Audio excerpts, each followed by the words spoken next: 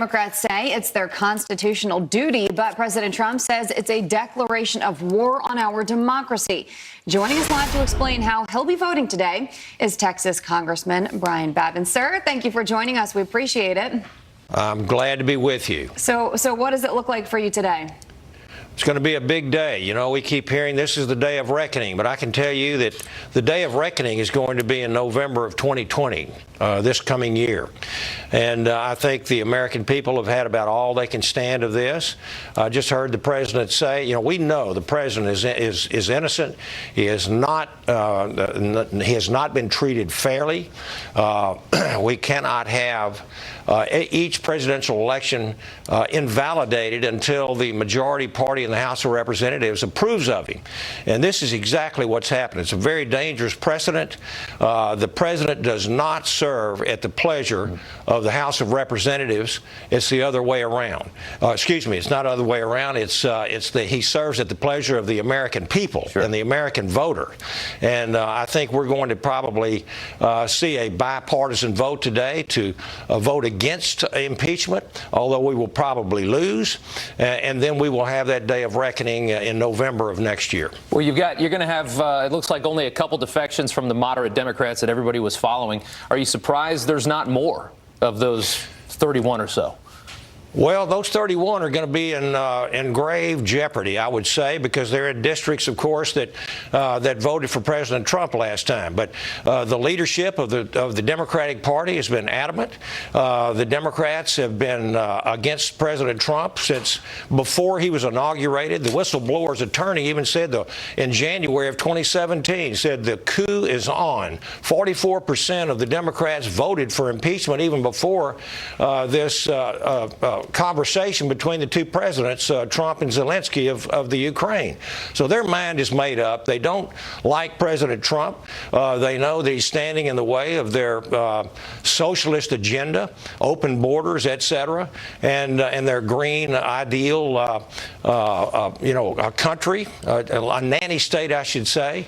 And so I think this is what's happened. There's a lot of pressure on these Democrats. Yeah. Let's take a look at a portion here of this letter that President Trump sent to Nancy Pelosi. And this says, quote, "I write to express my strongest and most powerful protest against the partisan impeachment crusade being pursued by the Democrats. You are violating your oaths of office. You are breaking your allegiance to the Constitution, and you are declaring open war on American democracy." What do you make of those words, of the letter itself, and the reaction to it? I read that letter. I read it several times. It's one of the best letters I think I've read regarding this whole episode. The president put a lot of thought into this, and I can't agree with him more. This president has done a tremendous job. He is an America-loving patriot. He has done so much. We worked with him when we were in the majority in the House to pass Tax Cuts and Jobs Act, and we've got a tremendous economy going on. If you want a job out there, you can get it. The American people are prospering. They've got a lot more money in their pockets. And the president had a target painted on his back from before he was inaugurated, as I said earlier. And I have seen no evidence at all, none, that he is guilty of any of this. It's been a totally unfair process, and I think Americans love they don't like to see someone being railroaded, and they tend to favor an underdog. And this president has done a tremendous job, and I think they're very sympathetic. His numbers have done nothing but go up. And the impeachment support is dropping as well. So I want to get to just one more topic here, and as if today wasn't busy enough. You had this really interesting rebuke from the FISA court to the FBI about how they handled this whole FISA process, and now you've got Michael Horowitz back in front of a Senate committee today. How do you think that's going to go? Well, I think there's going to be some hard questions that need to be answered because Mr. Horowitz said that the investigation was actually, he approved the way the investigation started, even though there's so much evidence, so much smoke, and I think we're seeing some fire out there that there was some bias involved here, and a lot of it, what they're accusing the president of, they are guilty of, and And we know that the fake Russian dossier was paid for by the Democrats, by Mrs. Clinton's campaign and the DNC. And they use this as a weapon. They weaponize this. They weaponize the FISA court to go after the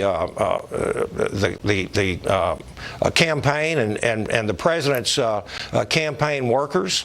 And it's just, I think the American people are going to see today that it is absolutely a violation of the law, a violation of everything that the FISA court was supposed to have been built on. Well, Congressman, we are certainly going to be watching everything today. We thank you so much for waking up early, for having this conversation with us. Absolutely. Got to get back to work for the American people and start passing some bills that are going to help America.